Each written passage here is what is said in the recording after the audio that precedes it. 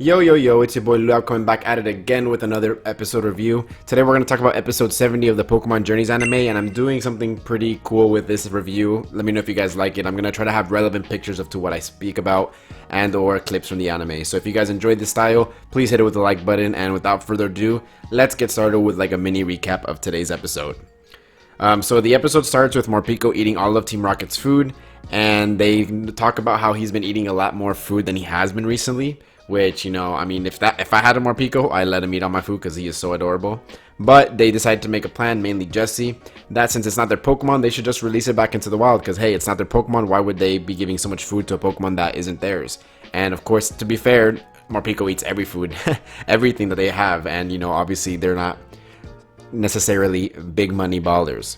But James ends up being the one getting tasked with taking out Morpeko, and he takes him out into the wild, but they're actually bonding, and Morpeko has like this cute thing where he's taking out food from his little pouch, and every one that he gets, he drops one on the floor and just leaves a big trail on the floor, and it's just so adorable.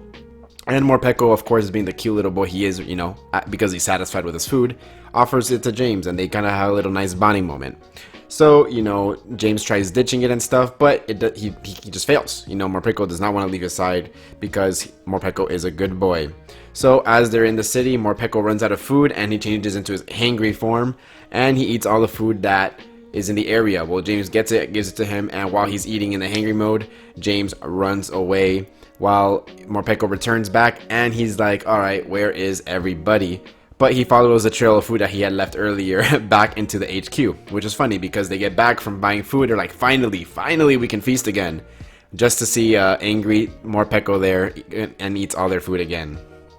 So they're out and about trying to see what to do to get rid of this Morpeko problem, where they see Go catching Eradicate, and they're like, well, perfect, Go catches everything, let's let him catch Morpeko because I just don't want to deal with it. We want to keep our food, and that is completely understandable. So they devise a plan, but one plan after the other just doesn't end up working. And we actually have a little mini arc of, you know, Go seeing a Pidgeotto and still being unable to catch it. And as we know, it's been a few episodes now that he's been trying to get Pidgeotto and it just doesn't end up working. Well, there's a food delivery truck that Morpeko sneaks into, and he's eating food, and the truck closes and runs off. And everybody's ecstatic, except James is a little, like, you know, beaten down about it. He's a little sad about the fact that Morpeko is leaving away. So what happens next? Well, the food delivery truck, conveniently, of course, because of plot armor, goes to the lab where Ash and Go are currently at, you know, back in his lab at Cerise Laboratory. And they open it up and they see a Morpeko, and Morpeko's cute, and they just kind of like vibe with it. He goes hangry right away and starts eating, and then Scorvit, I think is the name of the Pokemon, the really big fat squirrel boy, has a rematch with Morpeko basically of who can eat the most food, and they're going ham, eating as much as they possibly can. And at the end of the day, you know, actually Scorvit wins this one. So we cut to a bunch of little montages of the Pokemon eating, and Go asks Raichu to give food to the Drizzle, which Drizzle eats a little bit, but Morpeko shows up, so Drizzle just goes ahead and gives it to Morpeko. You know, Drizzle's a chill dude, he's not really trying to fight. Gives it to Morpeko, and Go is happy. He's like, oh, you know, it literally looked like Go was going to catch Morpeko because he was just bonding with all of the Pokemon at the laboratory. Well, Go and Ash decide to leave, and they go to the mall where they run into Team Rocket, of course, with their first scheme without having to deal with Morpeko and all of the problems basically that he brings along with him. They've caught a bunch of Pokemon, and Ash and Go, of course, take care of that, and they get blasted off, and there's a Pidgeotto, and Go finally catches a Pidgeotto, finally closing off that little mini character arc that was just going on for way too long, to be honest. But they get blasted off, and, well, who do we see? Morpeko is walking around, and James hops down and decides to catch the boy, which was awesome, and I'm so happy because I predicted, well, I didn't predict. I predicted that no one was going to catch it, but I'm very happy that James caught it because that's exactly who I wanted to catch it. So we ran a poll on my community tab, and everybody actually kind of voted for James to be wanting to catch it. So I'm glad that the majority vote won on that one. So thumbs up for that, guys.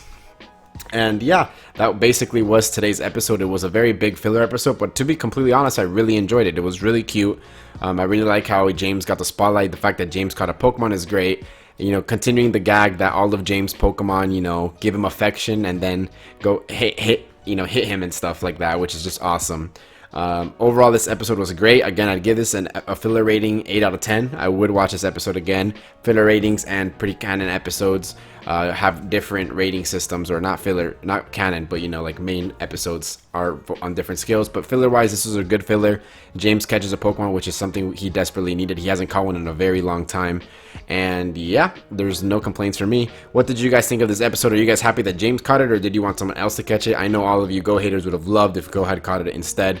But let me know in the comments below what you guys thought of this episode. It's been your boy Luap, and I'm out. Peace.